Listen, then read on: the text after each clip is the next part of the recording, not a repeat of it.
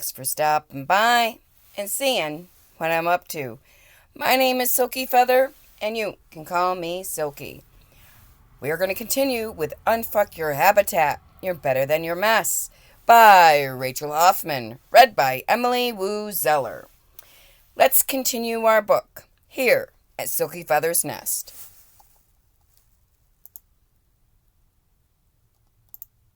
Start as small as you need. It's okay. The most important thing is just to do something. Anything. It doesn't matter what it is or how insignificant it seems. You can do this. Try to do something, anything really, that allows you to interact positively with your home every day.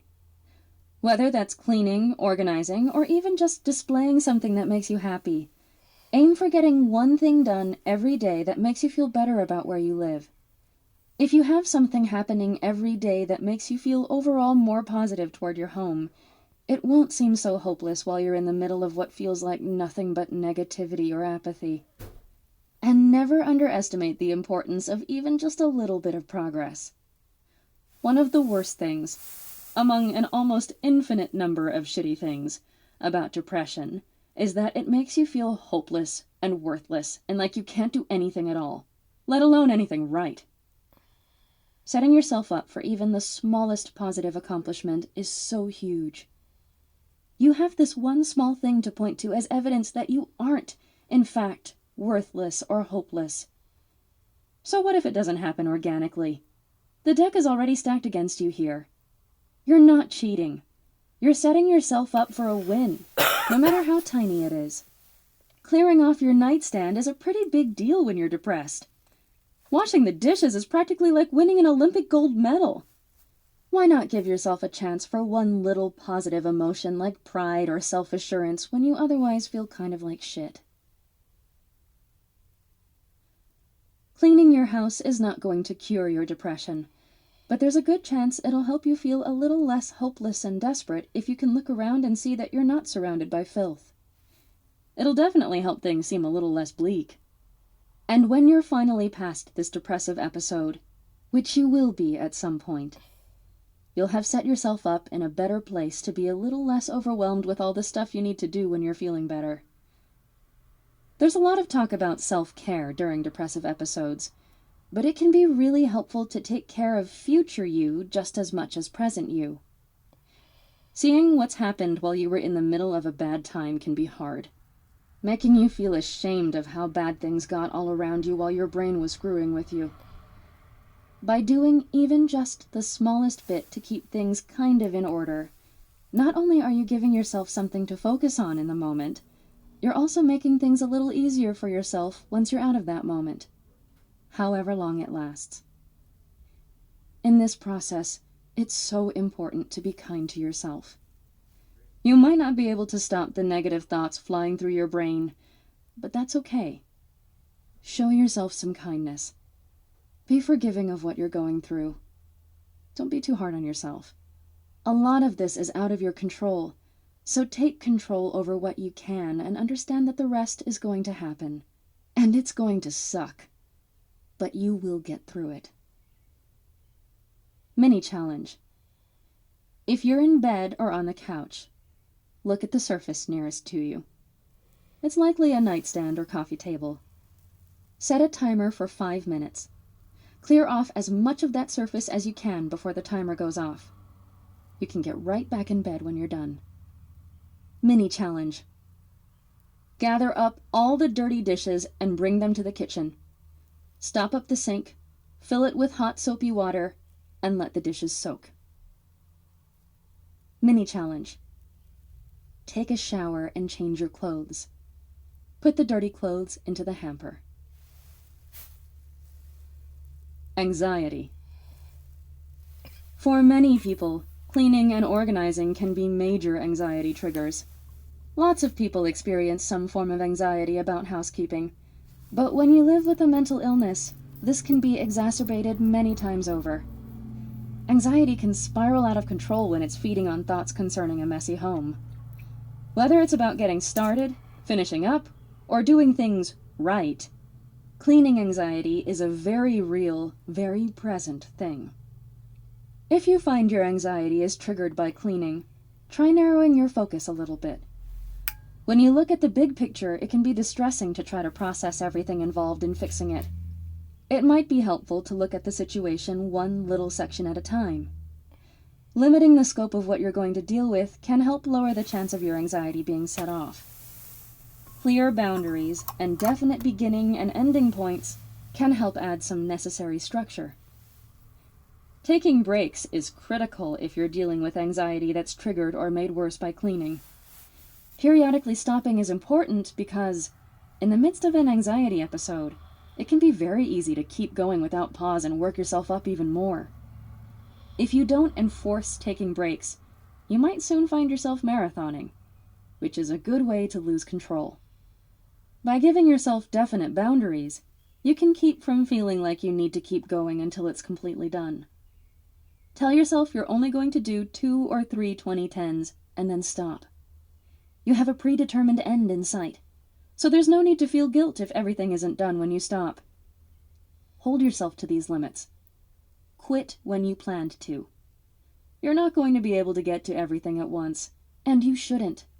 So give yourself permission to stop, and let yourself enjoy the accomplishment of finishing what you did, even if it wasn't as much as you'd have liked. Sometimes, making drastic changes in your living space can actually induce anxiety, and this includes going from messy to clean. You're removing a certain level of comfort and familiarity, and that can be disconcerting. Check in with yourself as you clean up. See if you can figure out how you're feeling when you look at an area you've just worked on. If you feel relieved or proud, it's probably fine to keep going. If you're anxious or upset, stop. Give yourself time to get used to the changes before you move on to the next thing. Anxiety can be very unpredictable, so if you feel yourself getting triggered, take a break. Then maybe move on to something else. You can always come back to what you were doing. Mini challenge. Set a timer for 5 minutes. Gather up as much trash as you can find and throw it away, or recycle where applicable, before the timer goes off. Childhood cleaning trauma. For people who were raised in environments with unhealthy relationships to cleaning, cleaning can trigger anxiety, fear, depression, or panic. If you have a parent who was a hoarder, or you were raised in a household where cleaning was used as punishment, or you were disciplined for not cleaning properly or well enough, you may have some pretty negative mental stuff associated with cleaning. If this is the case for you, first try to figure out where your negative associations with cleaning come from. If you can isolate that, you have a much better chance of figuring out how to work with it. If, for example, you were punished for not cleaning correctly, or if cleaning was used as punishment, institute a reward system for yourself with stuff you truly love.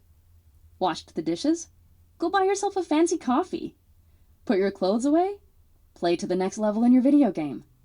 Whatever it takes to begin realizing that cleaning doesn't have to go hand in hand with negativity. Children of hoarders face a particular set of challenges.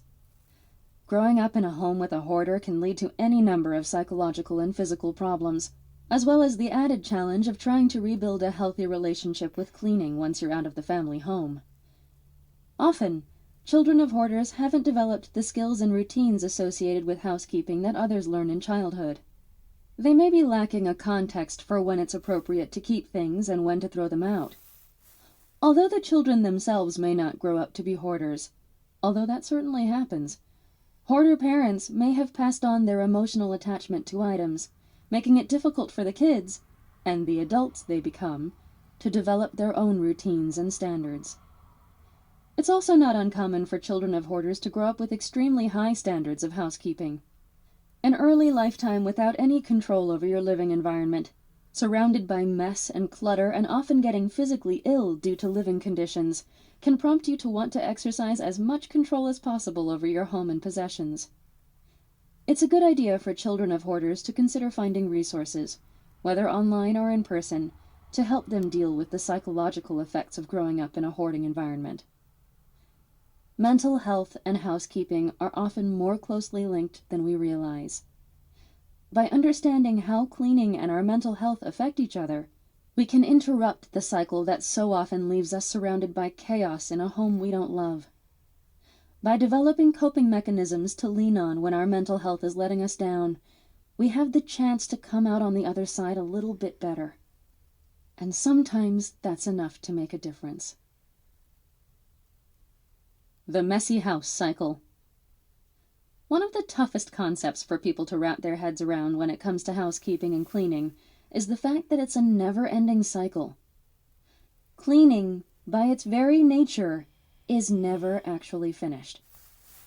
That's probably the most aggravating thing about it, and that's why most people can't stand doing it. You're never done. How annoying is that? So we rebel against it or ignore it entirely. Because why on earth would we bother doing all that work just to have to turn around and do it all over again in a few days or next week or next month? It's incredibly frustrating and makes the whole process seem pointless. And yeah, any task that needs to be repeated over and over really is a pain in the ass, because you never ever feel like you're finished. Hard truth time.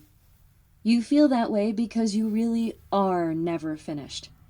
If you're looking at cleaning and housekeeping as an activity with an ultimate finish line, it's always going to result in a big F for failure in your mind.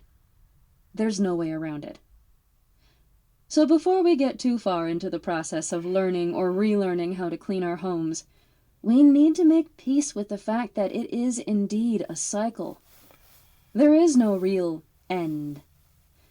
The point of figuring out a system for cleaning that works for you isn't to end that cycle, but to figure out which parts of the cycle you have control over, and how to work with them in a way that results in a clean, comfortable home with the least amount of stress and frustration on your part.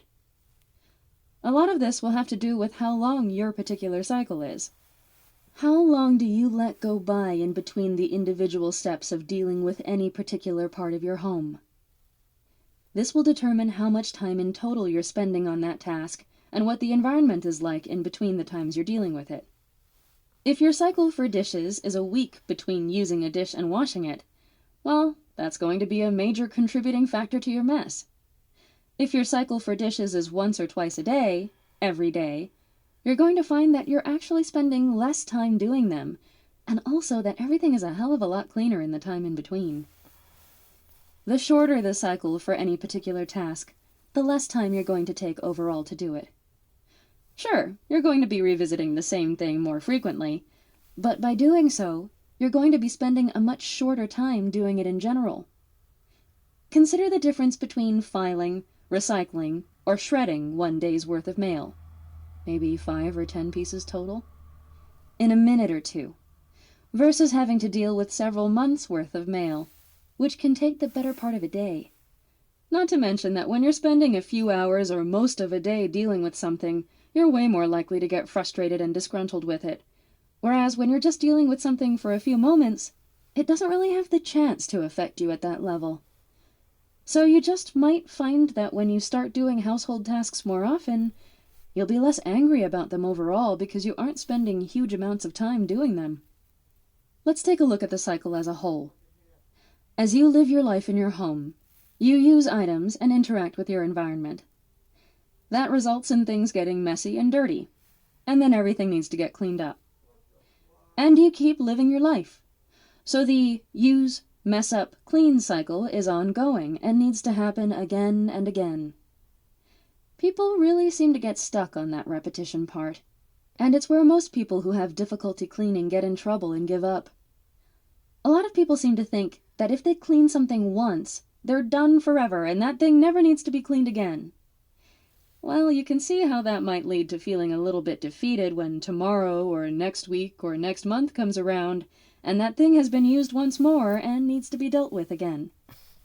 The positive thing about this cycle without an end, though, is that there is always an opportunity for you to do better, do more, do it again, do it right, or even do it at all.